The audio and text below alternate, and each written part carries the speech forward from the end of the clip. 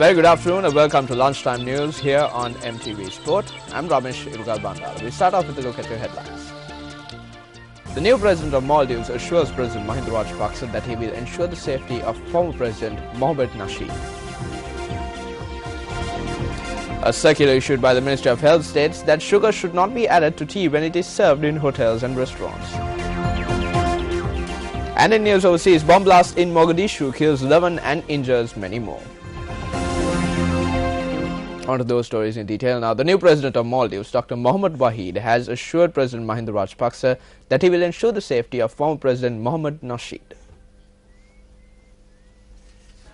Director General of President Media Bandula Jayasekara confirmed this during an inquiry made by News First. He stated that the wife of former Maldivian President Mohamed Nasheed, who arrived in the island yesterday, made a request from President Mahinda Rajapaksa to obtain an assurance on the safety of her husband. Accordingly, President Mahinda Rajapaksa has notified the new president of Maldives in this regard. Speaking for the Director General of President Media, Bandula Jayasekara said that new president of Maldives has assured President Mahinda Rajapaksa of the former president's safety during this conversation. President Mahinda Rajapaksa has taken steps to set up a fund to help artists overcome financial difficulties when utilizing the Mahinda Rajapaksa Lotus Pond Theatre. According to a release issued by the President's media unit, the decision has been arrived at when the President met a group of performing artists. The President has made arrangements to set aside 10 million rupees for local artists in order to stage their creations at the theatre. Speaking to the performing artists, the President advised them to utilize the theatre to produce creations of international standards. The President added that a fund will be set up to assist such creations as well.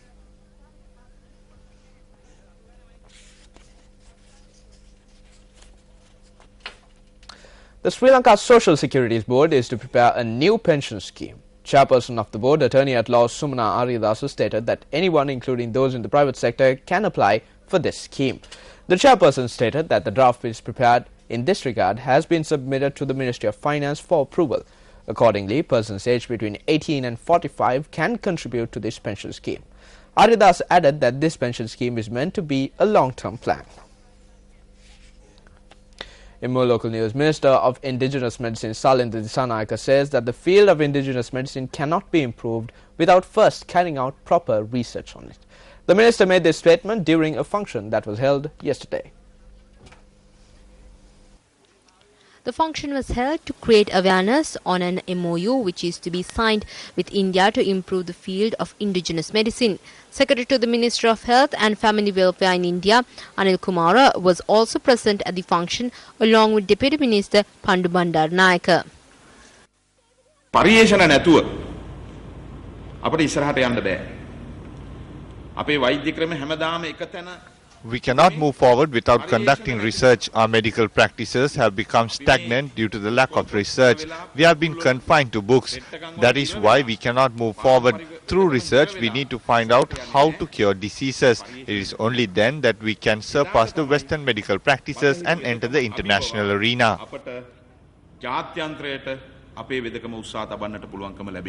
For many years now, the world has got locked into a useless debate as to whether allopathy system is better or whether the systems of traditional systems of medicine are better. What is best for a patient? We are just arguing needlessly about it. Each system of medicine has its own strength. No system of medicine in this world can claim that it has all the answers.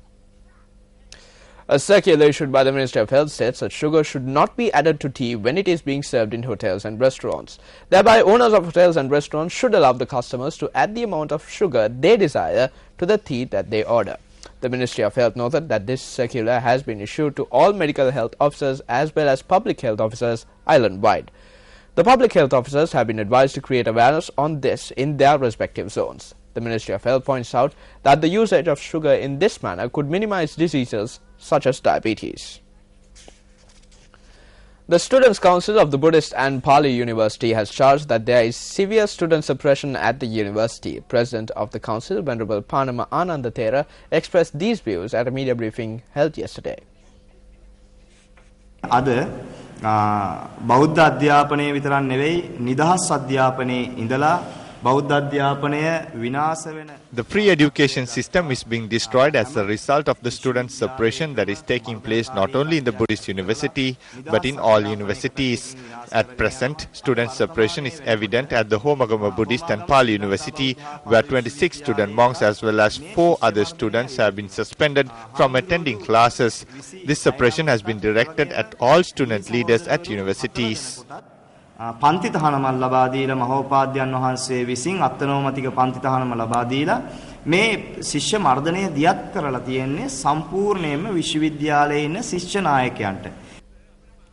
Well, when we contacted the Dean of the University, Venerable Professor Itta Demilier in the Sarathera, he denied the accusation of student suppression.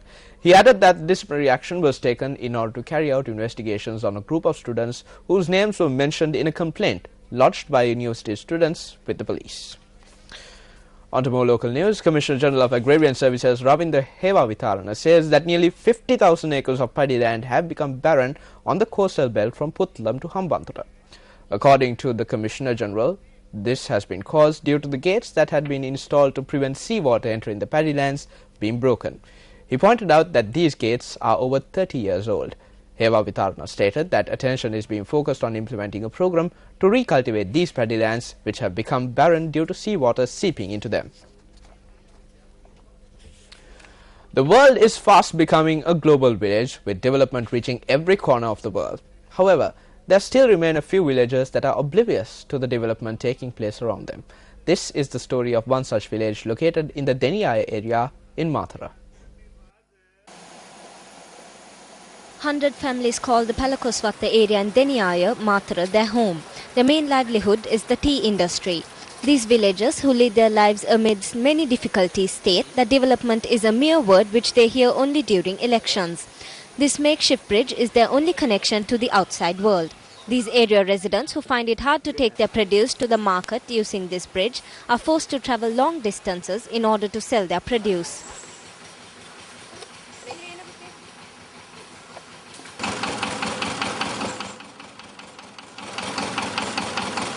You cannot cross the bridge when it rains. You cannot wear shoes because the mountainous areas are slippery. Nearly 500 kilograms of tea leaves are plucked each week.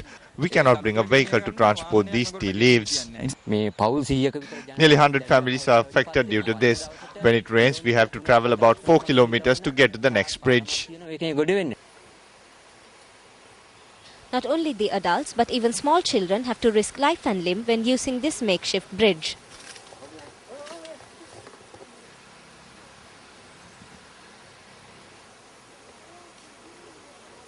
When it rains, we are scared to cross the bridge. Many children have to cross this bridge to go to school. Our only request is to build a bridge and a road for us.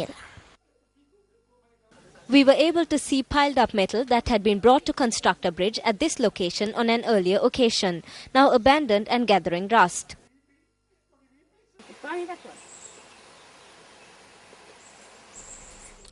Well, when we inquired about this from the chairman of the Kotapur Pradesh Sabha, Dayanand Abevikrama, he told us that this bridge is included in the list of bridges that are to be developed. He added that the Ministry of Economic Development has been informed about this as well.